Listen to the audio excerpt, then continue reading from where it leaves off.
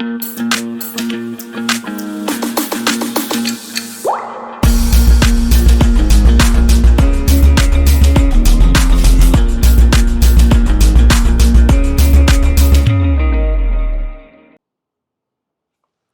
Everyone, welcome back to the layman way, जहाँ पे हम पॉलिटी के करंट अफेयर्स को हम डिस्कस कर रहे हैं और अगस्त मंथ के हम करंट अफेयर्स को डिस्कस कर रहे हैं। And today is the last lecture of this polity. इसके बाद पॉलिटी हमारा ख़त्म हो जाएगा और उसके बाद हम स्टार्ट करेंगे इकोनॉमिक्स के करंट अफेयर्स, है ना। तो चलिए जल्दी से आगे बढ़ते हैं और स्टार्ट करते हैं। और अगर आप न्यू हैं चैनल में तो जैसे कि मैं बोलता रहता हूँ, do like, share, subscribe and recommend our video to your friends and so that we can help more aspirants and serve more people like you. Thank you so much. और आगे बढ़ते हैं और आज का पहला आर्टिकल देखते हैं, that is about Indian Railways. ठीक है, तो इंडियन रेलवेज़ न्यूज़ में आपको पता है क्यों चल रहा है, क्योंकि इसका प्राइवेटाइजेशन का चलता रहता है कि भाई हम ये पोर्ट, ये स्टेशन को प्राइवेटाइज़ कर देंगे, हम ये चीज़ को प्राइवेटाइज़ कर देंगे, है ना। तो इसके प्राइवेटाइजेशन का चलता रहता है, इसीलिए इंडियन रेलवेज़ के बारे में हम थोड़ा सा बात कर लेते हैं। ज़्यादा बात नहीं करेंगे, थोड़ा सा बात करेंगे। तो it is the fourth largest railway network after कौन कौन से देश हैं। पहले तीन कौन से हैं? एक तो यूएस है, दूसरा रशिया है, ठीक है, रशिया यूएस, और तीसरा आप मेरे को कमेंट करके बताओगे कौन है ना। सब स्पून फीडिंग नहीं होगा बेटा, थोड़ा सा खुद भी जाके रिसर्च करो कि कौन है ना। क्योंकि इसमें क्या होता है ना, जब आप खुद से जाके करते हो तो ज़्यादा आपके दिमाग में रहेगा, आपको लगेगा अरे हाँ ये तो मैंने रिसर्च किया था, गूगल किया था। तो कम से कम गूगल पे जाके देखो कि ये कौन सा है, पहले तीन में कौन सा है। पहला एक है रशिया, दूसरा रशिया यूएस, है ना, और तीसरा एक और है, ठीक है।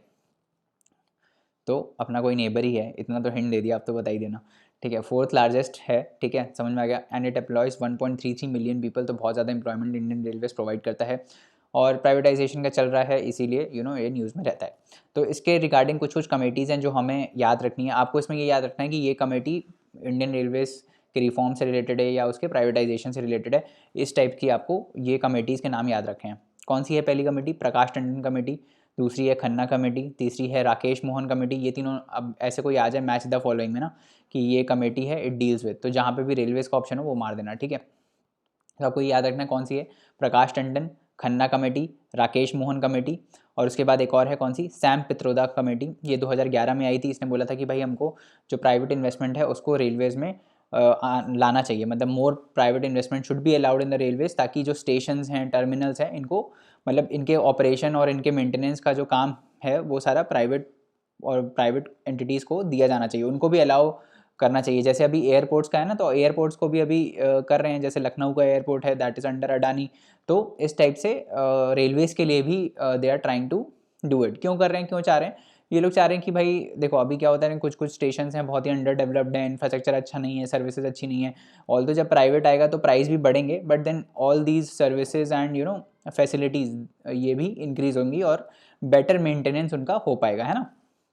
तो इस वजह से ये सब प्राइवेटाइजेशन का चल रहा है। उसके बाद दूसरी है बिबेक देब्रॉय कमेटी। ये बहुत ही फेमस है और रिसेंट भी है, तो ये आपको याद रखना है। Bibek Debroy committee deals with privatization of Indian railways. इसके लिए उन्होंने रिकमेंडेशन दिए थे कि भाई आप प्राइवेट एंट्री अलाउ करो दोनों में, चाहे वो फ्राइट ट्रेन हो चाहे वो पैसेंजर ट्रेन हो। फ्राइट ट्रेन कौन सी होती हैं? जो गुड्स को कैरी करती हैं। देखा होगा ना अपना, कोयला एक जगह से दूसरी जगह पे ट्रांसपोर्ट होता है, तो इस टाइप से फ्राइट ट्रेन्स करती हैं उनको, है ना। फ्राइट मतलब जो आप गुड्स ट्रांसफ़र करते हो ना, जिससे उसको बोलते हैं फ्राइट ट्रेन्स। और पैसेंजर जिससे आप ट्रैवल करते हो, है ना, वो पैसेंजर ट्रेन्स हो गई, ताकि कंपटीशन आए। मतलब अभी क्या है, रेलवे की मोनोपोली है ना, तो जिस टाइप की सर्विसेज प्रोवाइड कर रहा है उसी टाइप की चलती रहती है। कुछ इनोवेशन और कुछ एक्सेस में आ नहीं रहा है, कुछ अच्छा हो नहीं रहा है। तो इसी वजह से जब कंपटीशन आएगा तो उनको लगेगा भाई सरकार के पास भी कम रेवेन्यू आना स्टार्ट होगा, तब उनको समझ में आएगा कि नहीं यार, हमको सर्विसेज अच्छे से प्रोवाइड करनी है, we should be at par with the private sector, है ना। तो इसी वजह से रेलवेज़ के प्राइवेटाइजेशन का चल रहा है ना। तो ये आपको कमेटीज़ बस याद रखनी है। यहाँ पे बिबेक देब्रॉय कमेटी किसके लिए है, सैम पित्रोदा कमेटी किसके लिए है, राकेश मोहन, खन्ना और प्रकाश टंडन कमेटी, ये सारी रेलवेज़ के प्राइवेटाइजेशन से और रिफॉर्म से रिलेटेड है, ठीक है। आगे बढ़ते हैं और हम बात करते हैं प्लास्टिक वेस्ट के बारे में। बहुत ज़्यादा न्यूज़ में रहता है और इन्वायरमेंट के लिए बहुत ही हॉट टॉपिक भी है। प्लास्टिक वेस्ट, बायोमेडिकल वेस्ट, है ना, ये सब जो ई वेस्ट, ये सब बहुत ही हॉट टॉपिक्स रहते हैं, तो पढ़ लेना है इसको एक बार। प्लास्टिक वेस्ट हम डिस्कस कर लेते हैं, बाकी जो है ना ई वेस्ट वाला, ई वेस्ट आप जाके एक बार खुद से पढ़ लेना, ठीक है। तो प्लास्टिक वेस्ट के बारे में हम बात करते हैं। प्लास्टिक वेस्ट अमेंडमेंट रूल्स आए हैं 2021 के, है ना। कौन रिलीज़ करता है? Ministry of environment, forest and climate change इसको रिलीज़ करता है। तो इसने इस रूल्स में क्या आया है, नए अमेंडमेंट रूल्स में क्या आया है कि भाई हम सिंगल यूज़ प्लास्टिक को बैन करेंगे जिनकी यूटिलिटी लो है और लिटरिंग पोटेंशियल बहुत हाई है। लिटर मतलब क्या होता है? यूटिलिटी लो मतलब काम ज़्यादा कुछ फंक्शनैलिटी नहीं है उसकी, कुछ फंक्शन में काम नहीं आता है ना, कुछ आप उसमें कर नहीं सकते। और लिटरिंग मतलब जिसको बस एक बार लेके फेंक दिया जाता है ना, दिस इज़ लिटरिंग। ये लिटरिंग, और ये इमेज में देख रहे हो ना, this is littering of plastic. तो जैसे एग्जाम्पल इसका दूँ मैं, जैसे आप वो खरीदने जाते हो, सब्जियाँ खरीदने जाते हो, है ना। तो सब्जियाँ पहले जब आप खरीदने अगर कभी गए हो खरीदने, तो उसमें जो जैसे पॉलीथीन होती है ना, वो बहुत ही पतली सी होती हैं, थिन सी होती हैं। उसका आप दोबारा कभी यूज़ थोड़ी करते हो, क्योंकि वो इतनी पतली हैं, उसमें भाई बस थोड़ी सी सब्जी आ पाएगी। कुछ भारी सा रखोगे वो फट जाएगी, है ना। तो जैसी थोड़ी सी फटेगी आप जाके उसको फेंक दोगे। तो ये वाली जो प्लास्टिक्स हैं, इनका क्या है, इनका लिटरिंग पोटेंशियल बहुत हाई है और यूटिलिटी बहुत लो है। सिर्फ आपको सब्जियां देने में काम आई, और तो कुछ कहीं काम आया नहीं, ताकि आप कहीं रीयूज़ कर सको, उसको कहीं और आगे चला सको, है ना। ऐसा तो कुछ हुआ नहीं। तो उन सारी प्लास्टिक, सिंगल यूज़ प्लास्टिक को 2022 तक जो है उनको प्रोहिबिट करने की बात की गई है। ये जो नए रूल्स हैं वो एग्जिस्टिंग वंस को रिप्लेस करेंगे। ऑब्वियसली जो 2016 वाले रूल्स हैं उनको रिप्लेस करके ये नए रूल्स आ रहे हैं 2021 वाले। अब इसमें ये बोला गया है कि हम जो मैन्युफैक्चरिंग है, इंपोर्ट है, स्टॉकिंग है, डिस्ट्रीब्यूशन है, सेल है, यूज़ है किसका, सिंगल यूज़ प्लास्टिक का, जिसमें पॉलीस्टाइरीन या फिर एक्सपेंडेड पॉलीस्टाइरीन की कमोडिटीज़ आती हैं, उनको हम प्रोहिबिट करेंगे फ्रॉम 1 जुलाई 2022 तक। तो कुल मिला के सिंगल यूज़ प्लास्टिक को बैन करने की बात की गई है। उनका मैन्युफैक्चर से लेकर इंपोर्ट, डिस्ट्रीब्यूशन, स्टॉकिंग कोई भी देखा गया तो उसके ऊपर पेनल्टी लगेगी, ठीक है। The ban will not apply to commodities made of compostable plastic, ठीक है। तो ये वाली जो प्लास्टिक है, कंपोस्टेबल प्लास्टिक जो डिग्रेड हो जाती है, उस पर ये अप्लाई नहीं होगा, ठीक है। उसके बाद दूसरा क्या है कि जो थिकनेस है, जो जैसे अभी मैंने बताया कि आपको जो आप वो लेने जाते थे, सब्जियां लेने जाते थे, तो उसकी जो पॉलीथीन होती थी वो बहुत थिन होती है ना, माइक्रॉन्स में उसकी थिकनेस होती है, बहुत थिन होती है। तो ये जो थिकनेस है इसको बढ़ाने की बात की गई है ताकि उसको बाद में भी रीयूज़ किया जा सके। तो ये जो प्लास्टिक कैरी बैग्स हैं, है ना, कोई भी, जैसे आप कोई ड्रेस लेने जाते हो, आजकल तो खैर क्या बोलते हैं, पेपर बैग्स आने लगे हैं, बट पहले प्लास्टिक्स में ही आते थे, है ना। तो ये जो प्लास्टिक कैरी बैग्स हैं उनकी जो थिकनेस है वो इंक्रीज़ करके 120 माइक्रॉन तक करने की बात की गई है। अभी 50 माइक्रॉन की लिमिट है, उसको बढ़ा के 75 करेंगे, 75 से 120 माइक्रॉन तक। कब तक करना है? 31 दिसंबर 2022 तक। तो 31 दिसंबर 2022 तक ये जो थिकनेस है वो बढ़ के कितनी हो जानी चाहिए, मतलब 120 माइक्रॉन, ठीक है। ये आपको याद रखना है, 120 माइक्रॉन। उसके बाद एक नया कंसेप्ट आता है, that is extended producer responsibility. तो ये आपको याद रखना है, एक्सटेंडेड प्रोड्यूसर रिस्पॉन्सिबिलिटी किससे रिलेटेड है और ये क्या है ना। तो सबसे पहले नाम से देखते हैं कि नाम क्या है। पहला है एक्सटेंडेड, दूसरा है प्रोड्यूसर और तीसरा है रिस्पॉन्सिबिलिटी, है ना। जस्ट मिनट, हाँ, एक्सटेंडेड प्रोड्यूसर रिस्पॉन्सिबिलिटी। तो प्रोड्यूसर कौन है भाई? कौन प्रोड्यूसर? जो प्लास्टिक वेस्ट को प्रोड्यूस कर रहा है, दैट इज़ आर प्रोड्यूसर, है ना। तो जो भी प्लास्टिक वेस्ट को प्रोड्यूस कर रहा है, मैन्युफैक्चरर बेसिकली प्रोडक्ट्स का जो प्लास्टिक वेस्ट को प्रोड्यूस कर रहा है, उसकी ये रिस्पॉन्सिबिलिटी है। क्या रिस्पॉन्सिबिलिटी है? कि वो जो प्लास्टिक वेस्ट को एक्सक्रीट कर रहा है, प्लास्टिक वेस्ट को इन्वायरमेंट में रिलीज कर रहा है, वो उसको कलेक्ट करे, ठीक है। तो एक्सटेंडेड इसीलिए बोला गया कि ये अब प्रोड्यूसर की रिस्पॉन्सिबिलिटी है ना, ये गवर्नमेंट की रिस्पॉन्सिबिलिटी नहीं है, ठीक है। तो प्लास्टिक वेस्ट, जो प्लास्टिक पैकेजिंग का जो वेस्ट है, जो पैकेजिंग में वो प्लास्टिक यूज़ कर रहा है, उसका जो वेस्ट है, which is not covered under present notification, जो अभी 2016 वाले रूल्स हैं उसके अंदर कवर्ड नहीं है, that shall be collected and managed in an environmentally sustainable way through EPR of the producer, importer and brand owner, ठीक है। तो जो भी प्रोड्यूसर है या आप प्रोड्यूस कर रहे हो तो आप करोगे, आप अगर बाहर से इंपोर्ट कर रहे हो तो भी आपकी रिस्पॉन्सिबिलिटी है, अगर आप किसी ब्रांड के ओनर हो तो भी आपकी रिस्पॉन्सिबिलिटी है। जैसे मान लो for example, let me give you a quick example. जैसे मान लो मैं बाहर खरीदने जाता हूँ, लेट्स से मैं किसी कॉस्मेटिक की दुकान पे जाता हूँ, है ना। लेट्स से कोई भी मान लो वाव का प्रोडक्ट लेने जाता हूँ मैं, उसके साइट पे, रिटेल स्टोर पे। तो वो मेरे को लेट्स से मैं क्रीम खरीदने जाता हूँ, तो वो क्रीम मेरे को पॉलीथीन बैग में दे देता है ना। अभी जो पॉलीथीन बैग है ये तो मैं लेके चला गया, है ना, अब मैं इसको फेंक दूंगा बाहर जाके। तो ये जो कलेक्शन ऑफ वेस्ट है, ये किसकी रिस्पॉन्सिबिलिटी होगी? अब ये इसकी रिस्पॉन्सिबिलिटी होगी, किसकी? ब्रांड ओनर की। जो वाओ का ब्रांड ओनर है उसकी रिस्पॉन्सिबिलिटी है उसको रूल्स बनाने की, भाई ये कैसे कलेक्ट होगा हमारा वेस्ट, ठीक है। तो this is called extended producer responsibility, ठीक है। स्टेट अब देखो स्टेट पॉल्यूशन बॉडीज़ भी इसको मॉनिटर करती हैं, उसके अलावा स्टेट पॉल्यूशन बॉडीज़ के अलावा जो हमारी CPCB है, pollution control board, central pollution control board, वो भी मॉनिटर करेगा, वो भी बैन लगाएगा, वो भी अगर किसी ने वायलेशन किया है उस पर पेनल्टी इंपोज करेगा। तो ये ध्यान रखना, ये किसके अंदर है, इन्वायरमेंटल प्रोटेक्शन एक्ट 1986 के अंदर है। तो जो भी बैन है, जो भी वायलेशंस हैं, जो भी पेनल्टीज़ हैं, कौन लगा रहा है, CPCB along with state pollution control board, अगर आप इसको वायलेट करते हो तो। ठीक है, समझ में आया। अब हम सिंस मरीन पॉल्यूशन की बात कर रहे हैं तो मतलब प्लास्टिक वेस्ट पॉल्यूशन की बात कर रहे हैं, तो let us also discuss about marine pollution, जो कि बहुत बड़ा मेजर इशू बन गया है ना। मरीन हमारी बायोडाइवर्सिटी को हैम्पर हो रहा है, हमारी एक्सटेंशन मोस्टली मरीन ऑर्गेनिजम्स का इसी वजह से हो रहा है, और ग्रेट अमाउंट ऑफ प्लास्टिक जो है वो माइक्रो प्लास्टिक बन के हमारे ओशियंस में डिजॉल्व हो जाती है, एंड इट इज़ रीचिंग। अब हम भी हम जब फिश को खाते हैं तो ये हमारे अंदर भी आती है ना। तो ये प्रॉब्लम बहुत बड़ी है, and hence we need to tackle this problem. तो बेसिकली क्या होता है कि भाई देखो, जैसे प्लास्टिक हमने ओशन में फेंक दी है ना, तो जैसे प्लास्टिक ये जो है हमने ओशन में फेंक दी, तो इससे होता क्या है, इससे बेसिकली ये होता है कि भाई जो सनरेज होती हैं उसकी, जो अभी यहाँ पे आपको दिखेगा, जो भी ये सनरेज हैं, ये इनको ब्रेक डाउन करती हैं, है ना। ये जो क्या बोलते हैं, ये जो प्लास्टिक है इसको ब्रेक डाउन करती हैं, तो ये पूरा तो नहीं टूटता है ना, ये छोटे छोटे बीड्स में टूट जाता है। अब ये जो माइक्रो प्लास्टिक होता है ये ओशन में अंदर चला जाता है। अब जब ये ओशन में ऐसे सस्पेंडेड फॉर्म में रहता है तो फिशेज इसको खा लेती हैं, है ना। ये जो फिश है ये इसको खा लेती हैं, और फिर ये इनके बॉडी में चला जाता है, और जो मेजर पार्ट बनता है वो नीचे, जो मेजर ये प्लास्टिक है वो नीचे बैठ जाता है, और जो एकदम जो डीप डाउन मरीन ऑर्गेनिजम्स होते हैं उनको ये हैम्पर करता है। ठीक है, और कभी कभार ऐसा भी होता है कि भाई कुछ प्लास्टिक्स ऐसे भी होती हैं जो मरीन ऑर्गेनिजम्स में फंस जाते हैं और सफोकेशन से भी मर जाते हैं, है ना। तो ये सब प्रॉब्लम है। ठीक है, तो इसीलिए मरीन जो पॉल्यूशन है that is a very big problem for us, है ना। तो इसीलिए हम कभी भी बीच पे अगर आप जा रहे हो, है ना, गोवा वाले बीच पे, तो भाई जो प्लास्टिक वहाँ पे अगर कोई लिटरिंग होता हुआ दिख रहा है तो प्लीज़ कलेक्टेड, है ना। और एक हैबिट बनाओ, क्योंकि देखो एक एक हम हमारे जैसे सिटीजन्स ही जब इस चीज़ के लिए जागरूकता पैदा करेंगे, तभी हमारी आगे आने वाली जनरेशन जो है वो भी they will be conscious about this thing, है ना।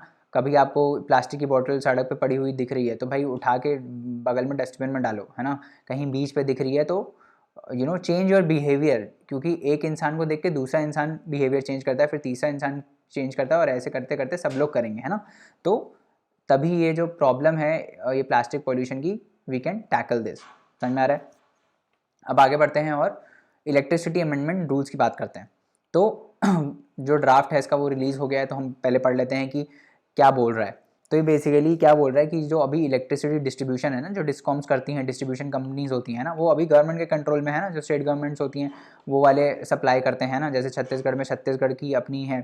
ठीक है, तो इस हिसाब से जो अभी इसमें प्राइवेटाइजेशन की बात की गई है, प्राइवेटाइजेशन मतलब उन्होंने बोला गया कि बाकी प्लेयर्स को भी हम इंक्लूड करेंगे। ठीक है, तो इसमें डी लाइसेंसिंग करने की बात की गई है। मतलब जो इलेक्ट्रिसिटी डिस्ट्रीब्यूशन होता है, ये जो डिस्ट्रीब्यूट करती हैं इलेक्ट्रिसिटी को, पहले मैन्युफैक्चर अलग होता है, इलेक्ट्रिसिटी को प्रोड्यूस करने वाला अलग कंपनी है। ठीक है, अब इस कंपनी को डिस्ट्रीब्यूट करनी है, एंड कंज्यूमर तक पहुंचानी है। अगर मैं कंज्यूमर हूँ तो बीच में जो ये कंपनी होती है जो डिस्ट्रीब्यूट करती है ग्रिड से लेकर यहाँ तक, वो होती है डिस्ट्रीब्यूशन कंपनी।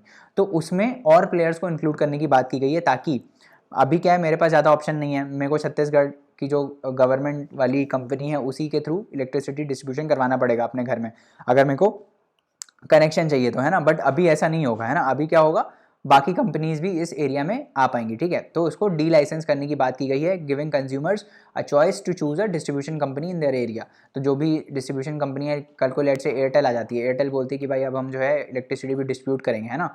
तो आपके पास ऑप्शन रहेगा कि आप एयरटेल के थ्रू भी कनेक्शन लगवा सकते हो, या फिर आप लेट से जियो भी आ गया इसमें, तो जियो के थ्रू भी लगवा सकते हो, है ना। इससे क्या होगा, सर्विसेज इंप्रूव होंगी, है ना। दूसरा क्या है, एक फंड बनाया गया है यूनिवर्सल सर्विस ऑब्लिगेशन फंड, है ना। इससे क्या होगा, जितने भी डेफिसिट्स हैं, जो सब्सिडी में डेफिसिट्स आ रहे हैं, उसको हम सब्सिडाइज करेंगे बेसिकली, है ना। आपको पता होगा डिस्कॉम्स कितना लॉस में जा रही हैं, है ना। तो उस टाइप के लिए ये फंड हमने बनाया गया है। उसके बाद एक अपीलेट ट्रिब्यूनल होगा जहाँ पे डिस्प्यूट्स सेटल होंगे, है ना। उसकी स्ट्रेंथ को बढ़ाने की बात की गई है ना, उसमें हमने नंबर्स बढ़ा लिए हैं। उसमें numbers basically number of members और चेयरपर्सन, उसको बढ़ाने की बात की गई है। ठीक है, उसके बाद चौथा कंसेप्ट है रिन्यूएबल परचेस ऑब्लिगेशन, है ना। तो रिन्यूएबल परचेस ऑब्लिगेशन में क्या है कि भाई पूरा इलेक्ट्रिसिटी थर्मल से नहीं आना चाहिए, है ना, कुछ कुछ रिन्यूएबल पार्ट भी मैंडेटरी है ना, तो कुछ कुछ रिन्यूएबल एनर्जी भी हम सप्लाई करेंगे। तो क्या बोल रहा है ये, keeping in view the national climate change goals the responsibility of fixing renewable power obligation से shifted from state commission to the central government. तो अभी जो मोदी जी ने 475 गीगावाट्स का जो अपना लक्ष्य रखा हुआ है, उसी के चलते चलते है ना, हमें क्लाइमेट चेंज के प्रति अपना जो क्या बोलते हैं एफर्ट्स स्ट्रेंथन करने के लिए जो रिस्पॉन्सिबिलिटी है रिन्यूएबल परचेज ऑब्लिगेशंस की, वो स्टेट कमीशंस को हटा के सेंट्रल गवर्नमेंट के पास दे दी गई है। परचेज ऑब्लिगेशन मतलब ये होता है कि स्टेट के ऊपर ऑब्लिगेशन था कि आप सारी इलेक्ट्रिसिटी थर्मल वाली नहीं ले सकते, आपको कुछ रिन्यूएबल एनर्जी भी लेनी है और प्रोवाइड करनी है, ठीक है, ताकि जो ये थर्मल बेस्ड पावर प्लांट्स हैं इनका कंजम्पशन कम हो पाए, है ना, और हम एमिशंस कम कर पाएँ, ठीक है। तो ये मैंडेटरी है कि आप कुछ पार्ट जो है वो रिन्यूएबल एनर्जी लेके सप्लाई करोगे, ठीक है। तो वो अब ये जो लेने रिन्यूएबल एनर्जी खरीदने वाली जो ऑब्लिगेशन है वो स्टेट कमीशंस को से हटा के सेंट्रल गवर्नमेंट को दे दी गई है, ठीक है। तो अब सेंट्रल गवर्नमेंट इसको इंश्योर करेगा। उसके बाद पेनल्टी, अगर आप इसमें क्या बोलते हैं, अगर आप ये रिन्यूएबल एनर्जी, मान लो कोई ऐसा कंपनी है जो सारा का सारा थर्मल ही सप्लाई कर रहा है ना, तो और वो रिन्यूएबल एनर्जी बिल्कुल नहीं कर रहा है, तो उसके ऊपर पेनल्टी लगेगी, ठीक है। तो penalty for contravention of the provisions of the act has been increase up to 1 crore. 1 crore की पेनल्टी लग सकती है अगर आप 1 करोड़ की पेनल्टी लग सकती है अगर आप इसके प्रोविजंस को फॉलो नहीं करते हो, और अगर आप आरपीओ जो है हमारा रिन्यूएबल परचेज ऑब्लिगेशन उसको फुलफिल नहीं करते हो, है ना, उसमें भी पेनल्टी आपको लगेगी, ठीक है। तो ये सब इस एक्ट में है। अब सेकंड बात करते हैं ड्रोन रूल्स के बारे में, है ना। तो ड्रोन क्या होता है, आपने ऐसा देखा होगा शादियों में भी, ऐसे मूवीज़ में ऐसा ना ऐसे उड़ाते हैं अपने से रिमोट कंट्रोल से, है ना, तो उसको ड्रोन बोलते हैं। बट ड्रोन सिर्फ ये नहीं होता है ना, ऐसे सिर्फ ये ऐसे 4 पंखों वाला नहीं होता है, और भी टाइप के आते हैं, है ना। तो ऐसा मत समझना कि सिर्फ 4 पंखों वाला होता है ना, उसको क्वाड्रोन क्वाड्रोन बोलते हैं शायद, है ना। तो बाकी अनमैन्ड एरियल व्हीकल्स जो होते हैं ना, ऐसा कोई भी ऐसा फ्लाइंग ऑब्जेक्ट जो बिना पायलट के चलता है, बिना पायलट मतलब पायलट इसमें फिजिकली बैठा नहीं है ना, बट वो रिमोट कंट्रोल से उड़ रहा है ना, तो उसके लिए रूल्स आए हैं that are called drone rules 2021। किसने रिलीज़ किए हैं, सिविल एविएशन मिनिस्ट्री, है ना, हवा में उड़ रहा है तो एविएशन ही इसको रिलीज़ करेगा, है ना। तो अब इसमें क्या है कि weight of full loaded unmanned aircraft system, ठीक है, अनमैन्ड एयरक्राफ्ट सिस्टम, ये इसी को बोल रहे हैं अनमैन्ड एयरक्राफ्ट सिस्टम, जो वेट है उसको बढ़ा के, कितना वेट का हो सकता है बेसिकली, उसको बढ़ा के कितना कर दिया गया है, 500 kg कर दिया गया है, टू इंक्लूड हैवी पेलोड, है ना। जैसे मान लो अब इसमें ये इसलिए किया गया ताकि जैसे अब ड्रोन्स के यूजेस भी बहुत बढ़ने लग रहे हैं ना, डिलीवरी में यूज़ होने की बात हो रही है, मेडिसिन डिलीवरी में बात हो रही है, सिंस कोविड आया था तो कुछ ऐसे एरियाज़ हैं जहाँ पे पहुँच नहीं सकते व्हीकल्स, तो वहाँ पे ड्रोन के थ्रू डिलीवरी की बात हो रही है ना। तो ये सब अभी आगे टेक्नोलॉजी आने वाली है, ठीक है। तो इन्हीं के लिए रूल्स पहले बनेंगे तभी तो आप उस पर कर पाओगे ना, मतलब तभी आगे कंपनीज बना पाएंगी इस चीज़ को। तो to include heavy payload carrying craft for use in the logistics and transportation sectors, है ना। तो लॉजिस्टिक्स और ट्रांसपोर्टेशन में अब मान लो आपके यहाँ जैसे वो ऐड भी आया था एक, तो पता नहीं कौन सा ऐड आया था, मैं भूल गया। मान लो आपने पार्सल ऑर्डर किया अमेजोन से, है ना, तो अभी क्या बंदा आता है अपनी गाड़ी पे डिलीवर करने, मान लो अब वो अमेजोन जो है वो अपने फुलफिलमेंट सेंटर से नियर बाय ड्रोन ही भेज रहा है आपके घर में, है ना। तो वो ड्रोन आएगा आपकी छत पे आएगा और वहीं पे छोड़ के चला जाएगा, है ना। इस टाइप से इतना लेवल ऑफ टेक्नोलॉजी अभी आगे आने वाला है, ठीक है। तो लॉजिस्टिक्स में भी इसका इम्प्रूवमेंट हो सकता है, ट्रांसपोर्टेशन में भी इसका इम्प्रूवमेंट हो सकता है, ठीक है। तो ये सब के लिए ये रूल्स आए हैं। अब उसके बाद जो सिक्योरिटी क्लियरेंस है उसको हटा दिया गया है, कोई भी सिक्योरिटी क्लियरेंस रिक्वायर्ड नहीं होगी रजिस्ट्रेशन और लाइसेंस लेने से पहले, ठीक है। पहले सिक्योरिटी क्लियरेंस लगता था, अभी no security clearance will be required before any registration और license issuance for drones. The number of forms और permissions had been reduced by, ये तो बेकार है, फॉर्म्स कम कर दिए हैं, इसका कोई वो नहीं है। पायलट लाइसेंस जो है अब नहीं लगेगा नैनो ड्रोन्स और माइक्रो ड्रोन्स ऑपरेट करने के लिए। नैनो जो बहुत छोटे छोटे ड्रोन्स होते हैं ना, बहुत ही छोटे वाले ड्रोन्स, अब उसकी डेफिनेशन है जो हमको याद करने की जरूरत नहीं है, बस अब ये याद रखो जो बहुत ही छोटे ड्रोन्स हैं नैनो और माइक्रो ड्रोन्स, उनके लिए जो नॉन कमर्शियल यूज़ के लिए, जैसे कि फॉर एग्जांपल जो शादियों वाला है या फिर कोई रिसर्च प्रोजेक्ट के लिए मैंने ड्रोन बनाया अपने कॉलेज में, लेट्स से फॉर एग्जांपल, है ना, तो वो वाले ड्रोन्स में कोई पायलट लाइसेंस ज़रूरी नहीं है ना। अभी आपको वो पता होगा, पिछले साल न्यूज़ आई थी डिजिटल स्काई प्लेटफॉर्म के बारे में, है ना। तो उसमें 3 टाइप के बेसिकली रजिस्ट्रेशन जोन्स होती हैं, रेड जोन, ग्रीन जोन, है ना, इस टाइप से। ग्रीन में कोई आपको रजिस्ट्रेशन की ज़रूरत नहीं है, रेड में आप फ्लाई नहीं कर सकते, है ना, उसमें DGCA का परमिशन चाहिए होता है। तो इस टाइप से जो पायलट, इस टाइप से लाइसेंसिंग भी इशू होती है ना। तो जो ये नैनो और माइक्रो ड्रोन्स हैं उनके लिए कोई भी पायलट लाइसेंस अब नहीं चाहिए, है ना। जो डायरेक्टर जनरल है वो बेसिकली ऑथराइज करेगा, है ना, on the recommendation of quality council of India और an authorize testing entity will issue a certificate for drones. तो ड्रोन्स को ऑपरेट करने के लिए आपको एक सर्टिफिकेट इशू होगा, जो कौन इशू करेगा, डायरेक्टर जनरल या फिर कोई उस जो किसी वो क्या बोलते हैं एंटिटी को ऑथराइज करेगा वो इशू करेगी, ठीक है। उसके बाद और देखते हैं, no type certificate, unique identification number, prior permission and remote pilot licence will be needed for research and development entities. तो अगर मैं कोई ड्रोन बना रहा हूँ रिसर्च के लिए, है ना, मान लो मैं रिसर्च के लिए बना रहा हूँ माउंटेन्स एरियाज़ में, मान लो मेरे को ट्रैफिक जो कोलिजन्स है उनको रिड्यूस करना है ना, उसके लिए मैं रिसर्च कर रहा हूँ और उसके लिए मैं ड्रोन्स का इस्तेमाल कर रहा हूँ, है ना। तो उसके लिए मेरे को कोई सर्टिफिकेट या आइडेंटिफिकेशन नंबर या ऐसा कोई प्रायर परमिशन नहीं चाहिए, है ना। समझ में आ रहा है? तो सर के ऊपर ही उड़ने लगा ये, तो हटाओ इसको। हाँ importing and manufacturing drones purely for exports are now exempted from any type certification and unique identification number, है ना। तो सिंपल है, कोई भी एक्सपोर्ट के लिए ड्रोन है तो उसको अब सर्टिफिकेशन और यूनिक आइडेंटिफिकेशन नंबर की ज़रूरत नहीं है। सेल्फ एक्सप्लेनेटरी स्टेटमेंट्स हैं ये सब। Manufacturers and importers will be able to generate their drones unique identification number on digital sky platform through self certification route, है ना। तो अगर आपको कोई भी ड्रोन ऑपरेट करना होता है तो सिविल एविएशन का ये डिजिटल स्काई प्लेटफॉर्म है जहाँ पे आपको जाके ड्रोन को रजिस्टर करना पड़ेगा। अब ये जो है, अब इस ड्रोन को आप सेल्फ रजिस्टर कर सकते हो। जो भी मैन्युफैक्चरर्स और इंपोर्टर्स हैं जो ड्रोन बाहर से इंपोर्ट कर रहे हैं या मैन्युफैक्चर कर रहे हैं, वो अपना एक यूनिक आइडेंटिफिकेशन नंबर किसी भी ड्रोन का ले सकते हैं by registering on digital sky platform. और ये सेल्फ सर्विस है, मतलब आप खुद से करो, है ना। एक रिमोट पायलट लाइसेंस जो है वो डिजिटल स्काई प्लेटफॉर्म से आपको मिल जाएगा वो ड्रोन ऑपरेट करने के लिए, ठीक है। DGCA will prescribe the training requirements, oversee the schools and provide licence, pilot licence online. तो भाई ये जो लाइसेंस इसको ऑपरेट करने के लिए, तो ये रिमोट कंट्रोल से बेसिकली चल रहा है ना ये, तो उसके लिए वो आप पायलट हो बेसिकली, जो इसको उड़ा रहा है वो पायलट है ना। तो उसकी ट्रेनिंग कैसे होगी, स्कूल्स में भी यूज़ होता है बहुत ड्रोन्स, है ना। स्कूल में भी आजकल हाईटेक स्कूल्स आ गए हैं तो वो भी ये सब यूज़ करते हैं। तो वहाँ पे भी बच्चों को ये लेसन दिए जाते हैं कि आप कैसे उड़ा सकते हो टेक इनेबल्ड करने के लिए, है ना। तो उनके लिए भी अब DGCA जो है वो बेसिकली रूल्स निकालेगा और ट्रेनिंग प्रोवाइड करेगा, ट्रेनिंग रिक्वायरमेंट्स देगा कि भाई आप कैसे कर सकते हो, कैसे उड़ाना है। कहीं भी थोड़ी उड़ा दोगे जाके, है ना कोई भी मान लो मिलिट्री जोन है वहाँ पे जाके आप ड्रोन नहीं ऑपरेट कर सकते ना। तो उन सब के लिए DGCA जो है वो करता धरता है इसका, ठीक है। समझ में आ गया? आगे बढ़े, चलो आगे। ये लास्ट स्लाइड था, है ना। तो आप +2 -0.66 कर लेना। देखते हैं कितने नंबर आते हैं। 4 क्वेश्चन हैं, लेट्स सी। तो पहला क्या है, match the following. Match the following में क्या है, यहाँ कमेटीज़ दी हुई हैं, यहाँ पे किससे ये कमेटी रिलेटेड है वो बताना है, ठीक है। तो पहली कौन सी है, विवेक देब्रॉय कमेटी। तो विवेक देब्रॉय कमेटी जो है वो किससे रिलेटेड थी, प्राइवेटाइजेशन ऑफ इंडियन रेलवे से, है ना। इसने बोला था फ्राइट और पैसेंजर ट्रेन में दोनों में प्राइवेट एंटिटी को अलाउ कर देना चाहिए रेलवेज़ को ऑपरेट करने के लिए। तो पहले का तो हो गया डी, ठीक है। यहाँ पे पहले का सी है तो ये तो गलत हो गया। पहले का डी कहीं पे है, दूसरे में पहले का सी है, ये भी गलत हो गया। सी में है पहले का डी, है ना, और डी में है पहले का डी, तो सी और डी में से कोई एक ऑप्शन होगा, है ना। दूसरा देख लेते हैं, राजमन्नार कमेटी किससे रिलेटेड है। राजमन्नार कमेटी हम पॉलिटी में पढ़ते हैं, सेंटर स्टेट रिलेशन से रिलेटेड है ना। लोधा कमेटी तो लास्ट लेक्चर में ही पढ़ा था, that was related to reforms in BCCI। और उर्जित पटेल कमेटी, उर्जित पटेल भाई कौन है, उर्जित पटेल कौन थे पहले, RBI में थे ना। तो किससे रिलेटेड होगी, कुछ इकोनॉमी से रिलेटेड होगा। तो अगर ये दोनों नहीं भी मालूम था ना, मान लो ये 2 और 3 नहीं भी मालूम था, तो भी आप 4 से कर सकते थे। 4 वॉज वेरी नॉमिनल, मतलब बहुत ही सरल ऑप्शन था। उर्जित पटेल का 4 का होगा C, that is review and strengthen the monetary policy framework से रिलेटेड थी। तो अब चौथे में देख लो, अब चौथे का सी है, चौथे का सी कहाँ है, किस में है चौथे का सी वाले में। तो आंसर क्या हो गया, सी हो गया। इसका आंसर क्या है, इसका आंसर है सी, ठीक है। समझ में आ गया, आगे बढ़ते हैं। Consider the following statement regarding plastic waste management rules.